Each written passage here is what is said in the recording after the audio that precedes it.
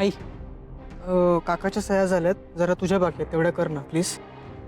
प्रीतम, जोपर्यंत तू माझे सगळे पैसे परत करत नाहीस तोपर्यंत प्लीज ऑफिसच्या फाईल्सना हात लावू नकोस. हे मी तुला आधीही सांगितलंय, पुन्हा पुन्हा मला तेच सांगायला लावू नकोस. आई अगं, असं का करतेस तू? थोडा विश्वास ठेव माझ्यावर, मी तुझे पैसे देतो तुला परत. विश्वास ठेवल्याचा काय परिणाम झालाय बघतोयस ना तू. आता मला पुन्हा ती रिस्क घ्यायचीच नाहीये. त्यामुळे प्लीज तू ऑफिसच्या कामापासून जरा लांबच राहा. आणि आता तर मोहनही परत आलाय, त्यामुळे गरजही नाहीये. आई बघ, मी ऑफिसचं काम तर खूप प्रामाणिकपणे करतोय ग. प्रीतम, मला नाही वाटत आता पुन्हा तुझ्यावर इझिली कोणी असं विश्वास ठेवू शकणार आहे.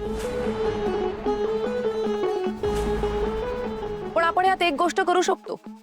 तुला आता खूप पैशांची गरज आहे, तर मी तुला हेल्प करते. म्हणजे तू आता तुला लागतात तितके पैसे माझ्याकडून उसने घे आणि मग नंतर ते मला रिटर्न कर. काही गरज नाही आहे. तुझ्या पैशांची मला काही गरज नाहीये. मी बघेन काय करायचं ते. तू उगाच दानशूर नको होस, कळलं? ओके. आणि तुझे पैसे तुला 2 दिवसात परत करेन मी. ओके?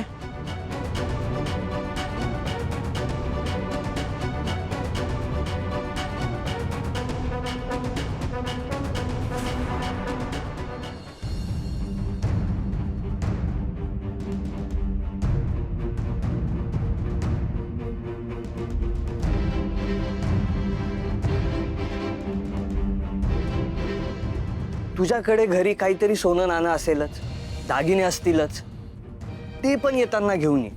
अरे जिंकल्यानंतर आपल्याला ते सगळं परत घरीच घेऊन जायचंय.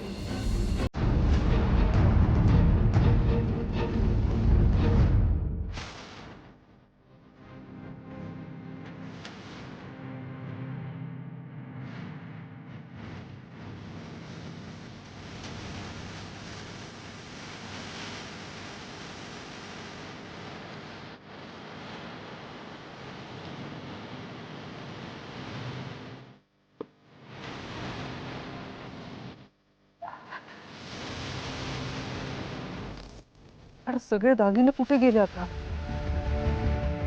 प्रिया सगळे दागिने घेऊन गेली की काय? मी दिनेशला बोललो होतो की माझ्याकडे दागिने आहेत, आणि दिनेश पण बोलला होता की दागिने असतील तर प्रॉब्लेम लवकर सॉल्व्ह होईल म्हणून. एक सोल्युशन मिळालं ना की लगेच दुसरा प्रॉब्लेम उभा राहतो माझ्या समोर. काय करू आता मी?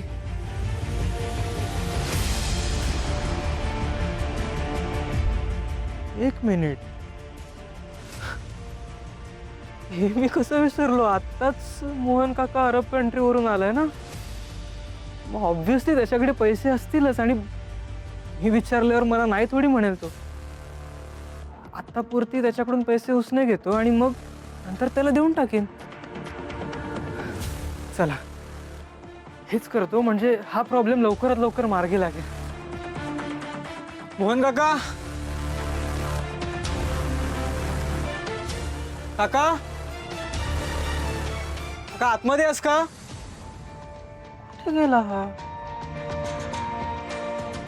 अरे हा, काकू त्याला घेऊन शॉपिंगला जाणार होती ना. म्हणजे हे दोघं जर बाहेर गेले असतील तर माझा पैशांचा प्रॉब्लेम सॉल्व्हच होणार नाही.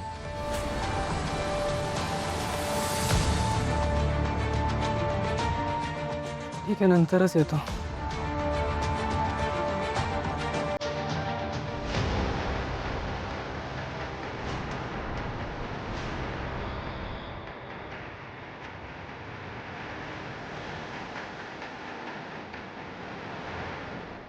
हा एवढा महागडा हार दामिनी काकू असाच ठेवून गेली.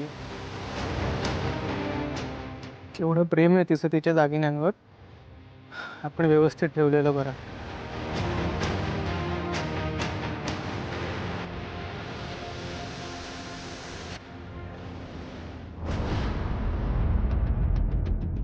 एक मिनिट,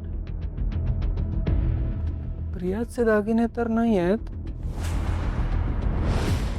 पण दामिनी काकूचा हार आहे. हा हार जर मी आत्ता नेऊन ती परत यायच्या आधी इथे आणून ठेवला तर तिला कळणार पण नाही आणि माझा पैशांचा प्रॉब्लेम पण सॉल्व्ह होईल.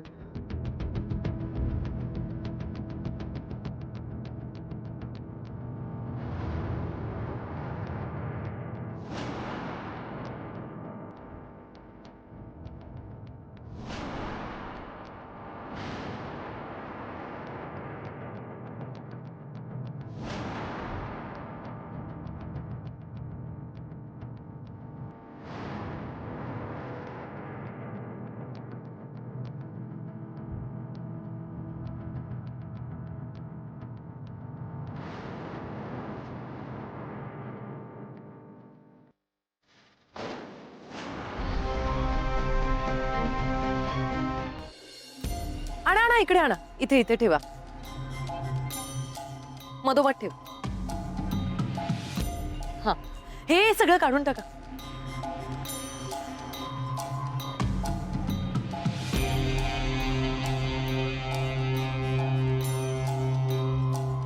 थँक्यू.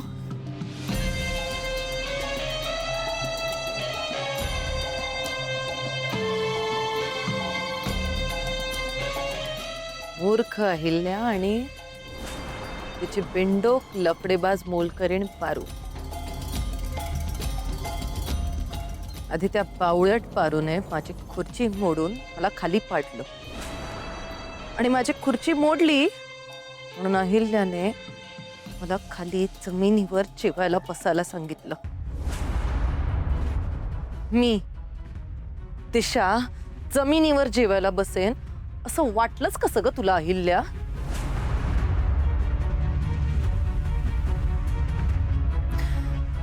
तुझी जितकी खुर्ची आहे ना तितकीच माझ्या नजरेत तुझी लायकी आहे.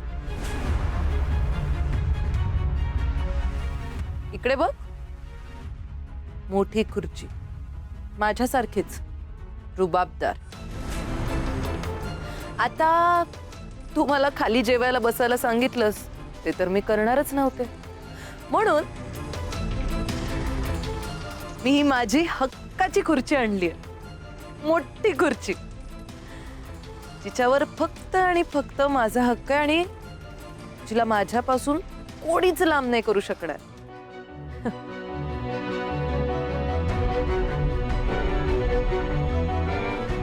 तुम्ही सगळे किर्लोस्कर्स ना एकदम स्टुपिड आहात.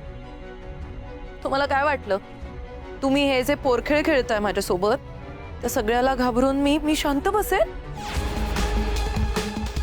नाही, मी शांत कधीच बसणार नाही.